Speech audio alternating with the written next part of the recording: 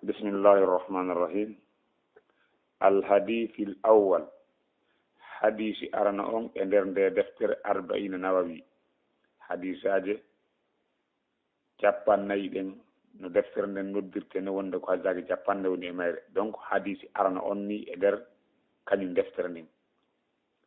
Oɗo hadis no yewta en fii ko wiyete kon ikhlas, al ikhlas laɓɓingol golle. An amirul mu'minina ƴettama e hoorejo gomɗinɓe ɓen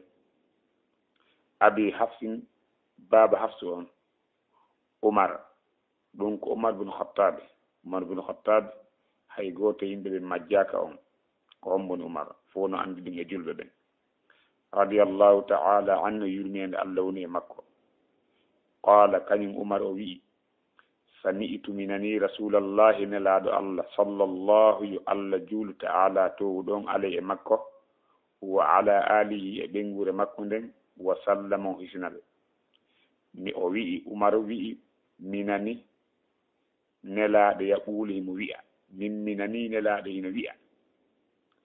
innamal a'malu binniyati, anni no golleji ɗin ko anniyeji ɗin. Karama ko ɓe wi ɗo no firoji ɗiɗi.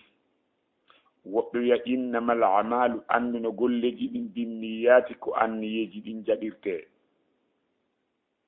Usaymin wi wo hina non wi firirte. O wi ko yawi innamal a'malu, andi no golleji ɗin binniyati ko sabu anniyeji ɗin. O biɗo wi ko sabu, donc a gollata ko anniyaki. Innamal a'malu, andi no golleji ɗin binniyati ko sabu anniyeji ɗin, ko huwirɗa ko sabu anniyeji huwugol. Donc ɓa ko sabu anniyeji ɗin gollira. Wa innama li kulli mri'in, andu hino wodani kala neɗɗo ma nawa ko anniyi kon. Ko wodani kala neɗɗo koko anniyi kon. ɓawo ɗum o waɗani ɗum misal fi no famora.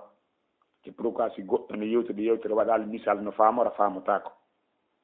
ɓawo nde wi innamal a'malu, andi no golleji ɗin binniyati ko sabu anniyeji ɗi, ani ko anniyeji ɗin huwira. O wi awa wa innama li kulli mri'in, no wodani kala neɗɗo ma nawa konko anniyi. Faman kanat mo laati hijratuhu, ferugol makko ngol. Ferugol ngol fewndo ɗon ko fanda ko iwgol leydi Makka ndin. Fewndo ɗum tawi Makka ko leydi heferaɓe, yaha leydi Madina. Yahugol Madina ngol ko ɗuyete ferugol fewndo ɗon. Donc wiyete ferugol ko iwgol e leydi heferaɓe yaha e leydi l'islam, iwgol e leydi shirk yaha e leydi tawhid. Faman kanat mo laati hijratuhu, ferdu makko ko feri kon ila allahi wa rasulihi, ko faade ko Allah e nelaɗo makko on, ko fi Allah e nelaɗo makko on, ko ɗum o ferani. Fa hijratuhu, haray ferugol makko on awa ila allahi, ko faade ko Allah wa rasuli e nelaɗo makko on, joddi makko ɗin ko anniyi kon. Wa man kanat noon mo laati hijratuhu, ferugol makko ngol ko iwri Makka o yaari Madina li duniya, ko fi aduna yusibuha, o heɓay ɗum ɓa ko ɗum o yawno ɗaɓɓugol. So tawi ko fi aduna ɗum o heɓay ɗum, fimo wawi kadi ronkude heɓude ɗum tode. A wi buna ati ma hara ko naɓunomo ko fi sonnajo yankihu ha mo resa, ko fi mo yi toon jiwalabaɗo, ko fi jombugol on fernimo.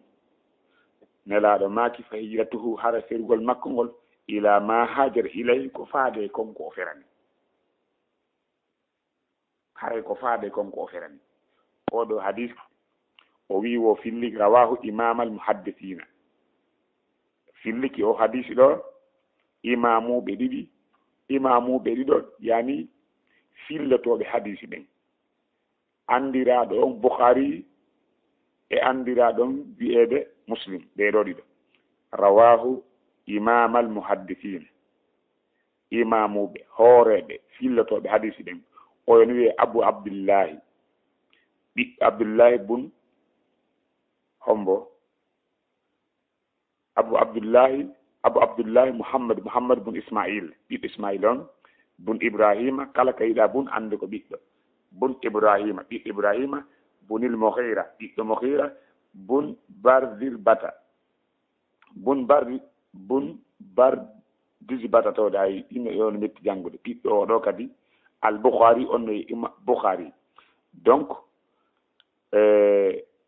Bukhari donc ko Muhammad o wiyete ja Muhammad o wiyete wa Abul Husayn e Babu Husayn on e Muslim bun Hajjaj bun Muslim no wawonde hara Muslim oɗo ko mamsor makko initira al Usayriyu an Naysaburiyu fi sahihima ka fi sahihayhima ka defte maɓɓe selluɗe ɗiɗi Allah dayni ɗen defte ɗiɗi huma ko kanje asahhul kutubi ɓuri sellude e defte almusannafati windade ɗen ko ɗeɗo defte ɗiɗi ɓuri sellude e defte windade ɗen fof ko ɗeɗo ɓuri ɓaawo Qur'an ɓayde gandi ko ɓuri gongude e konngol fof ko defte Allah subhanahu wa ta'ala ɗen e karma koɓɓen ko noon ɓe yewtiri donc oɗo hadis en yaññe biri ko famuɗen e mayre ani e hadis o biri ko famuɗen e makko o wi yiltoɗe hadis on tawa si yahen noon ka yaññigol o wi an amirul mu'minina ƴettama e howreji goɓɗinɓe ɓen abi hafsin baba hafs on umara ɗum ko umar bonil khattabe ɓiɗɗo khattabe on radiallahu ta'ala anhu yurmede allah tuɗo woni e makko yo allah yurminmo qala wi sami'tu minani rasulallahi nelaɗo allah sallllahu yo allah juulu ta'ala tuɗon ala e makko wa ala alihi e dow ɓengure makko nen wa sallama o isnaɓe minani yaqul nelaɗo ino wiya innamal amalu anduno golleji ɗin binniyati ko saabu anniyeji ɗin ko yiiɗa goɗɗo waɗi o anniyi donc aɓa ko anni si waɗɗa wa innama li kulli mri'in ma nawa awahi andu ko wodani kala neɗɗo ko anniyi kon o waɗi misal o wi faman kanat on mo laati hijratuhu firdu makko ndum ko ferani kon ilallahi wa rasulihi ko faade ka Allah yani ko fi Allah ene laaɗo makko on o ferwi fa hijratuhu hara ferugol makko ngo ilallahi wa rasulihi ko faade ka Allah ene laaɗo makko on wa man kanat on mo laati hijratuhu ferugol makko ngol li duniya ko fi aduna ko ɗum fernimo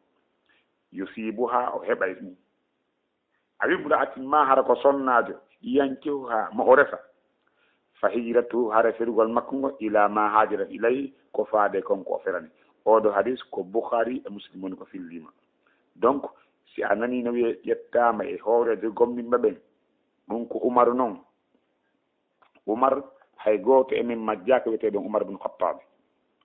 on Umar ko kanko wiye ɓe jammi alfaari kanko ko lafa sani kanko woni lontiɗo ɗimmo on si iwi e seydna Abubakar Siddiq e nder sahaba ɓen fof ko seydna Umar hikkotoɗon on ɗon yetike wonde o nanine laaɗo Allah on mo jamti si woni muɗum yo Allah juule e makko julde Allah noon ko wiyete julde Allah juuligol Allah e hoore jiyaɗo on ko mantugol jiyaɗo on hakkude malaikaɓe ɓen si Allah mantima o haali indema o commenti fiima hakkude malaika ɓen ko ɗum woni juulugol Allah ngol e maɗa amma julde malaika ɓen ko toragol yo Allah subhanahu wa ta'ala yo o yaafoma waɗangol ma istighfar insinanogol ma ko ɗum malaika ɓen ko noon ɓe juulirta e goɗɗo amma julde men nen e goɗɗo enen si ɗen julde e goɗɗo si wiyama juulan e nelaɗo yani a du'anan ɗen nelaɗo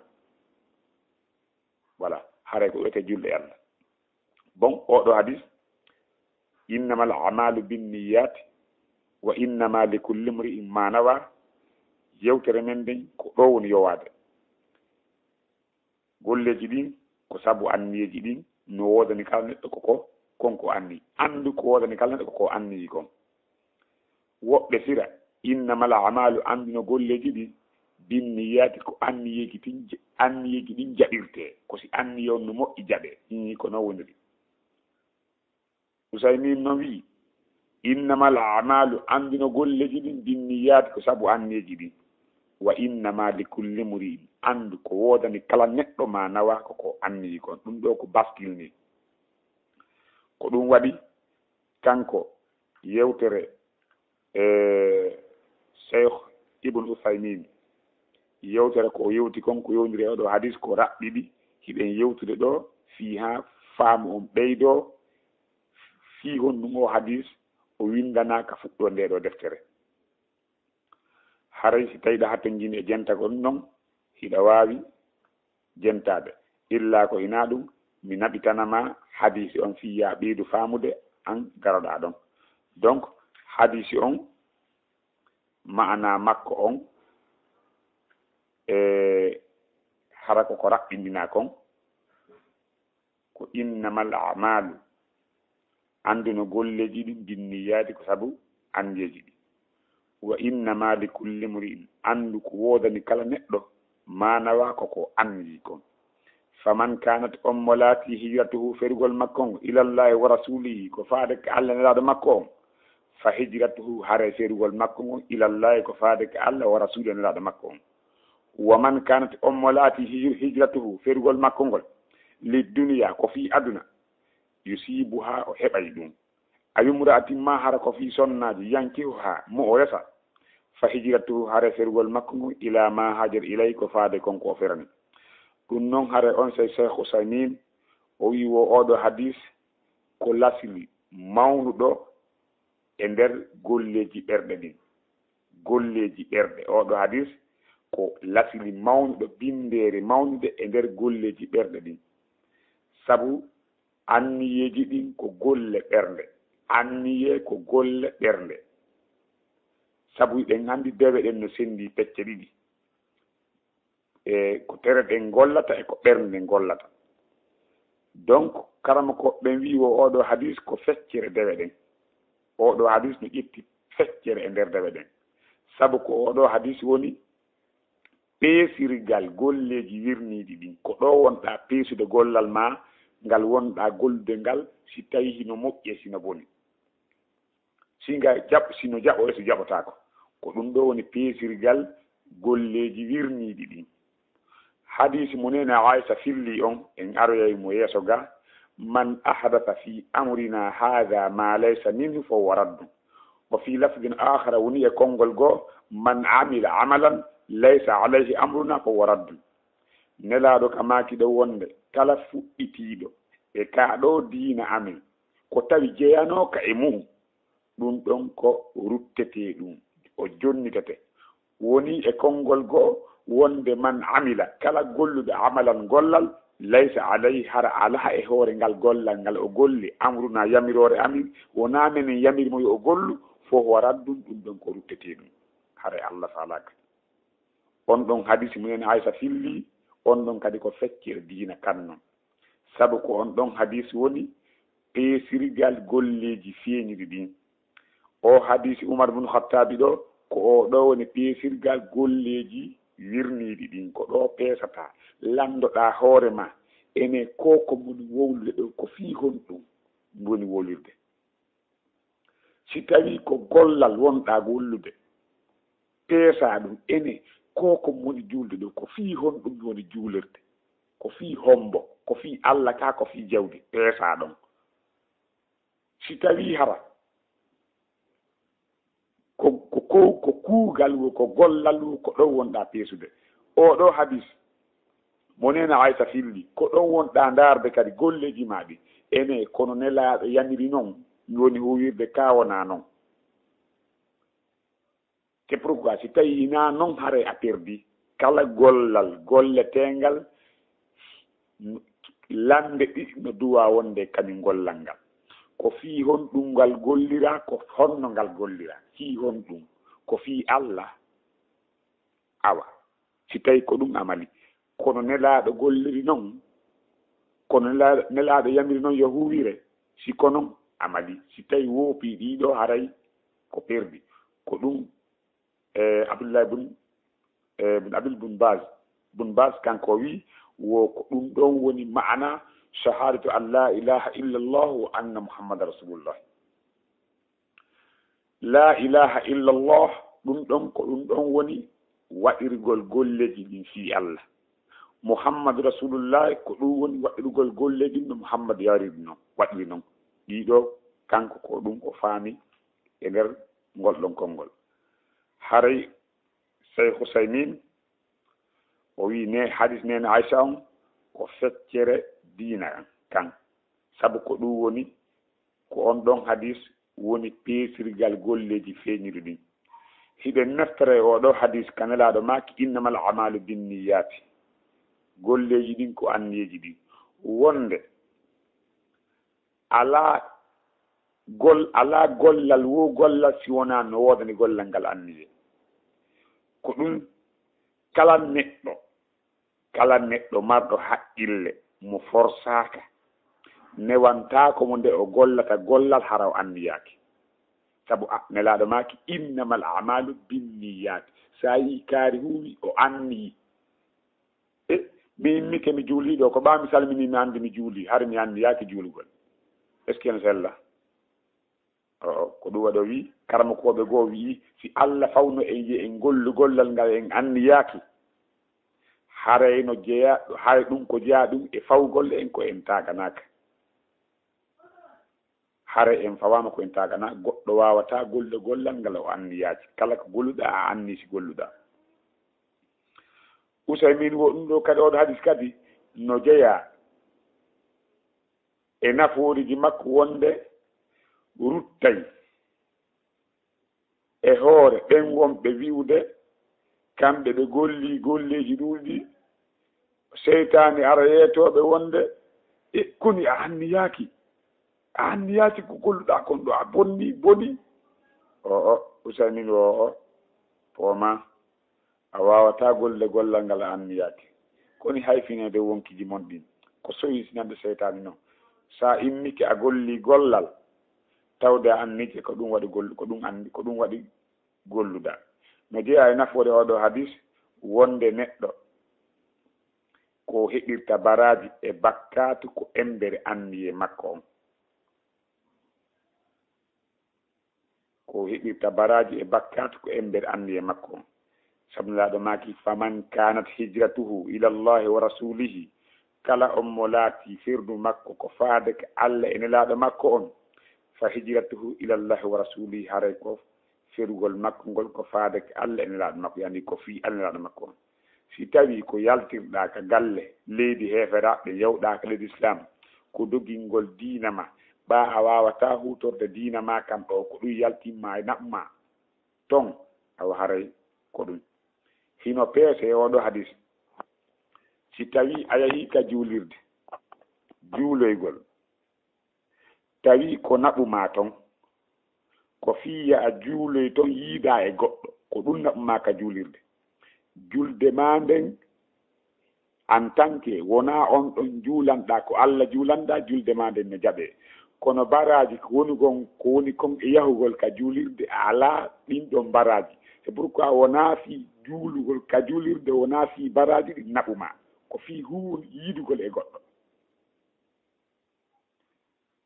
piiji ɗin fof ko ɗo wonɗa peesude ko bastil o wi no jeeya e nafoore oɗo hadis wonde golleji ɗin ko embere konko laatani wasiila laawol no ɗi haɓora noon gollal ni no laato ko dagingal kala sili ngal wonta ɗoftare ngal neɗɗo on heɓata baraji e muɗum wontano moƴƴere sifa nde neɗɗo anniyoto joni ko o woni ñaamirde ko o woni yarirde ko fiyo heɓu doole heɓa no rewira Allah ko ɗum o woni ñaamirde o heɓay baraji si tawi a waalike joni hiɗa fowtade fiya heɓu no immoroya totta fiyo ɓandu ma no fowto no heɓa no immoroya huwa ko Allah yanirma kon ɗanagol ma ngol ɗon ko baraji windanteɗa embere anniye ma on mi andini on Usaymin wi en wonde hino wodani anniye on dangereux mawnuɗo hunde mawnude ɗum noon wo ko ya taskor ɗum e o hadis mo wonɗen e janngude ɗo on hadis mo tawatara honkay noppi kala julɗo waɗay neɗɗo on himo miijito si o faalama wontude yeeso ma wontugol ɓaawo hara mo miijitade si o faalama ardagol ma nennagol o miijito si mo jooɗade o miijito si mo darade o miijito si o wowlay o miijito si o darto o miijito si o fanka o miijito moƴƴa ene ngal gollal ngal mon huude ɗo ko honɗum mon huwirde ngal ngol konngol ngol mi wowli ɗo ko honɗum mi faadori ngol konngol on hadis no waɗɗinde en yeggitata on ɗon hadis on hadis ko soggande nen ko immorde Abi Hurairata filli on ɗon hadis ƴetti e nelaɗo maaki wo yimɓe tato atteteɓe ñaaweɓe ɓen yimɓe tato atteteɓe ñaaweede ɓen ñande darngal yimɓe tato atteteɓe ñaaweede ñande darngal arano on eɓe yimɓe tatoɓe ko gorko sahindinaɗo e jihaadi waraɗo ka jihaadi o yani ka jihaadi o maayi ton tawi ko fii jihaadi naɓɗum sahindinaɗo on ɗon o addata ñande darngal Allah andintinemo nema mo o waɗanimo on o inne a anditi cellal e mbawdi komi waɗannoma kon gorko on wiya mi anditi Allah subhanahu wa ta'ala wiyana on ɗon neɗɗo sahindinaɗo ko honɗum gollirnoɗa ngal kellal ma ko honɗum gollirnoɗa on ɗon nema o wiya Allah mi haɓuno fi ɓantugol laawol ma ngol ha mi sahindina Allah wiya a fenay si Allah wi a fenay hombo wiyata ko gonga on ala Allah wi a fenay ko woni tun a haɓino ka jihaade fi yo wiye he karno suusi reedu karno wakkili ko fi ɗum waɗirnoɗa jihaade ɗum wowlanoma ko ɗum wowdanma a ala baraji ka an ɗo ɓaawo ɗum Allah subhanahu wa ta'ala yamireyo on ɗon neɗɗo pooɗe o pooɗiri e yeeso makko ngon kirr wa bare feetundu maayidu kadi o pooɗiri e yeeso makko ngon ha o hewta ka yiite o bugi e nder ton ko gorko arano on noon daari o ɗo sahindinaɗo ka jihaade sabu anniye makko bonɗo on ko sabu ɗum naɓi mo honto ka yiite e gorko goo ɗimmo on gorko ɗimmo on ko andiniɗo a gandal janguɗo Qur'an hunji jangi fiɓu e jangi ɗate ɗen fof fannuji ɗin fof kalteji ɗin gandanga fof jangi on ɗon kadi adde Allah subhanahu wa ta'ala andintinamo nema mo Allah hokkorimo on Allah wi ko honɗum huuɗa e ngal gandal ngal ma o nema gandal komi hokkuma o wiya Allah mi andini ngal kadi mi janni yimɓe ɓen ko fiima mi jangiri mi janni yimɓe ɓen Allah wiya fenayi ko waɗirnoɗa ko fi yo wiye karno jangi karno wawi jangude Qur'an so janganima Qur'an leyɗi hoore ma ɗi nokkoto leyɗi ɓandi fof nokkoto ko ɗum jangirnoɗa Qur'an ko fi yo ɗum wowle on ɗon kadi Allah wiyanamo malaikaɓe mi nangumo e pooɗiramo yeeso mum ɓe bugoyamo ka yiite Allahu akbar gorko tataɓa on ko on mo Allah subhanahu wa ta'ala yanni e muɗum jawdi o hokkorimo noniji jawdi kala façon ji ɗin fof Allah hokkorimo oɗo kadi adde Allah andintinamo nema makko mo andi ɓokkimo on o andita Allah wiya ko honɗum huunoɗa e ndi o nema momi hokkuma ndi jawdi oɗo neɗɗo wiya Allah hay e hunde e moƴƴere e mi yaali laawol wo ko tawi hiɗa yiɗi yo jawdi dépense wona mi dépensay kala kam mi yiɗi ɗo no jawdi no hana ittede ɗo tawi Allah ɗi mi waɗay ko ɗum mi waɗno Allah mi dépense jawdi an ɗin fof fiima an Allah wiya a fenayi ko waɗirnoɗa ɗum ko fiye a mante kaari hino okka ko fiyo wiye kaari hino okka kaari ni tasadaka kaari hino moƴƴi ko fi ɗum waɗirnoɗa ɓaawo ɗum oɗo neɗɗo kadi oɗo pooɗire yeeso makko ngon o bugie ka yiite jahannama yo Allah dandi en ndaari ɓeeɗo issa ɓeeɗo yimɓe tato ɓaawo ɗum Abi Hurayra jangi oɗo aya man kana yuridu alhayata ad-dunya wa zinataha nuwaffi ilayhim a'malahum fiha wa hum fiha la yubkhasun ulaika alladhina laysa lahum fil akhirati illa an-nar wa habita ma sana'u fiha wa batilum ma kanu ya'malun Abi Hurayra jangi oɗo haya o wi kala laatiɗo mo faandiri golle makko ɗen gurnan aduna e cuɗaari aduna tawi ko ɗum o waɗi tawi ko ɗum o huwirta kanko fii ɗum o gollanta min yoɓayɓe golleji maɓɓe ɗin moƴƴi ɗin min yoɓiraɓe ka anna ɗo kamɓe ka anna ɗo kamɓe ɗuytantake hay si ɓe juuli ko mbuuli min yoɓata ɓe ɗen ɗon noon alanaɓe lahara si wona yiite boni konko ɓe golli nder ton kadi fof ko ɓe golli kon kadi fof ko mere ndaar hoore ma ɗo oɗo hadis woko imam Ahmad e Muslim ni sa ayi fof fille oɗo hadis ndaari hadis hulɓiniɗo ndaari hunde hulɓiniɗe neɗɗo waɗɗo jihaadi ko joddi makko hari ko won ɗum ko aljanna sabu andi e makko bonɗon konto yeehi ko yiite neɗɗo jannguɗo Qur'an hunji woni ustasiri molnani jannede yimɓe sabu andi e makko bonɗon tawi ko fi yimɓe ɓen waɗa na fi Allah o janngiri na fi Allah o janniri ko fii mbuuɗe fii goɗɗe fii aduna fii teddunga fii imamu yaako ɗo janngiri joddi makko ni gonta ko yiite si wonano ɗum si anni e makko no moƴƴuno ko on to yayno ko ka aljanna donc ko ya peesore ma ɗo komi waɗiri golle maɗen fii Allah kala ko waɗuɗa e golle tawi golle maɗen ko fii Allah waɗirɗa a heɓoray Allah ton a heɓay aduna kono si a waɗiri fii aduna a heɓata lahara donc no hulɓini yo Allah subahana taala waɗi golle men ɗin golle laaɓuɗo taski oɗo hadisi ɗo kadi o ara oɗo hadisi mawnuɗo oɗo ko hadis ƴettaɗo e abi kabata ansari on noon kadi o wi wo nelaɗo maaki o piiji tati mi wonda nelaɗo si o wondi hay si o wowli hay si o wondali ko gonga nafi noon si o wondi o wi piiji tati mi wonda e hoore ɗin wo he iwitata sadaka immo iwitata jawdi jeeyaɓe sadaka iwitata jawdi c'est pourquoi si a waɗi tawi ko fii Allah waɗirde Allah lontinante sadaka iwitata jawdi nelaɗo maaki wo tooñetaake jiyaɗo tooña o muñño e hoore ɗen tooña si wona Allah ɓeydidanimo sabu ɗum ɗon teddungal ɗum ɗo ko en tas ko molno Allah ko noon woniri ko noon o yewtiri kadi ko noon le kadi woniri hay gooto an si a tooñaama a muññiti a sikkay wontanima jaasere o sikkay mi jaasu si a tooñaama a muññike Allah ɓeydirtama sabu ngal ɗo muñal si wona teddungal Allah ɓeydiraari jiyaar sabu muññego si wona teddungal ɗum ɗen yiino en yiino kelbuy goɗɗo tooñaani leydi ndin fof tooña leydi ndin ka makko ɓaawa nde o tooña ɗum woni sabu ɓantugol fii makko ɗum waɗi e nokkeli buy en yii on so nelaaɗo maati kadi wo udditata e yani piiji tati ɗe wondiri ɗin o wi ara noon ɗum wonde ko sarata kadi witata jawdi ɗin mun ɗum wonde goɗɗo tooñetaake tooñe o muñño e hoore ɗen ɗen tooñi si wona Allah ɓeydirama sabu ɗum ɗon teddungal tata ɗum ɗum Allah wi gooto udditata dambugal fii toragol si wona Allah utta e dow makko kadi dambugal baasal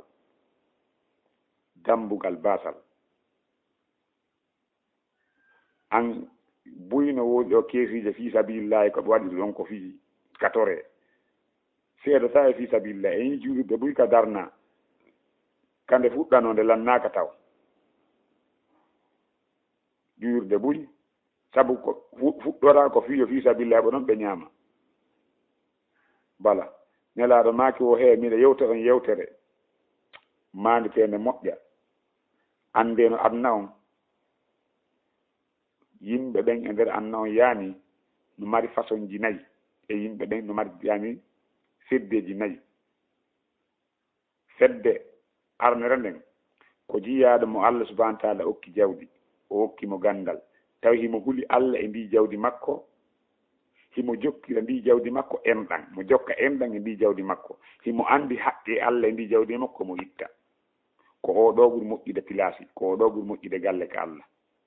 o jiyaaɓe heɓuɗo jawdi tawi himo mari gandal o huli Allah e jawdi makko ni o jokki enɗan e jawdi makko ni o yejjitali haqqe Allah o itta jakka e jawdi makko ni ko oɗo ɓuri moƴƴude pilasi e jiyaaɗo goo ɗimmo on fedde ɗimmere nden jiyaaɗo mo Allah subahana taala okki gandal kono o arsi kaalimo ko wiyete kon jawdi tawa ko o gonguɗo anniye makko on no moƴƴi o inna min kadi hara Allah okkoranno jawdi mi huwayno e laawi moƴƴi sifa no kaari huwirta noon e ko moƴƴi oɗo sabu anniye makko moƴƴi on kanko e oɗa ittuɗo jawdi makko ni sadaka ɓe fota sabu anniye makko moƴƴi on si tawi anniye makko on no bonno o heɓata ɗum sabu anniye makko gonguɗo on ka nder ɓernde makko tammo on jiyaaɗo mo Allah subahana taala okkuri jawdi kono Allah arsi kaalimo ko wiyete ko gandal tawi ndi jawdi makko himo jumpa e ndi jawdi makko ko alda e gandal o hula Allah e ndi jawdi makko ko baltode himo itti jawdi makko darna hôtel ji ka Allah yedde o jokkata enɗan e ndi jawdi makko ko fijirɗo mo o sokamo ɓaymo mari jawdi o anda o jokkata enɗan o anda haqqe Allah e ndi jawdi makko oɗo ɓuri bonde tirage o neɗɗo ɗo ƴettuɗo jawdi makko ni yeddiri Allah e jiyaaɗo goo kadi mo Allah okkorali gandal wona jawdi awɗo heɓali gandal oɗo heɓali jawdi o wiya yo noon yo min kadi hara mi ɗamanno jawdi mi dépense eno jawdi andi mi darna hôtel ji mo waɗa hunde kaari dansinji mi sowno seedi mi sikkaji wono kaari waɗirta ɗo ni min kadi waɗayno ɗum oɗo kadi sabu anniye makko bonɗo on sabu anniye makko bonɗo on ɓeeɗo ɗiɗum fota ndaari ɓen du wawtude moƴƴe ila e ɗiɗi hasdaji ɗo ɗiɗi yo Allah subahanahu wa taala waɗi golle men ɗin hara ko laaɓande yeeso makko subahanahu wa taala ɓe tawata ko wonde waɗede golle men ɗin ko fi Allah yo Allah waɗa hen ɗum hara golle men ɗin ko fi Allah woni ɗin waɗirde ko duumi yo Allah subahanahu wa taala tabintiŋe ɗaɓɓugo wele e makko yo Allah laɓɓinɗi guɓɓerɗe men ɗen e golleji men ɗin immorde e ko wiyete kon yiingo yo Allah ittu naafi yaagal e nani e ɗaɓɓugol lollugol andede e ɗaɓɓugol mantede junngo yimɓe ɓe aletti ɗum e meɗen haray inchallah darsu men on wayi wasi o juuti haray kono ko ni wonɗen e naɓirde beru ko famuɗen e oɗo hadisi goto ɓe ɓangguinen beru ko famuɗen koye mum hawnaki ta palguini ɗum to moƴƴa yo Allah yaafo en fira inchallahu nde ɗo deftere ni seeɗa seeɗa hato jinami wi'ali won ɗo fiinade wo yani o jentoto ha ka fenga mi o laal ɗum voilà kono haray ko ni wawɗen yewtirde fi ha yo nafu jama on fiyaki anniye on ko fo anniyoɗa gollal wo gollal nga wonɗa wadde fo e taw anniye ma ko anniye laaɓuɗo ara noon ɗum nde tawata nde yiɗa huwa golle ma ɗen tawa ko kulol Allah wonɗa huwirde ɗimmun ɗum tawa ngal gollal ma ngal wonɗa gollude tawa ko ɗaɓɓugol aljanna wonɗa huwirde ngal ɗo gollal ma tammun ɗum tawa ngal gollal ngal wonɗa huwirde tawa yiɗa gollude ngal ɗo gollal hertugo Allah subahanahu wa taala e tottugol macca ngako ngu duwaɗamo ɗum ɓa ko a maccuɗo ɓe maccirinademo ila tottude kadi yettugol mo ngon ɓayɗa foddimo yettude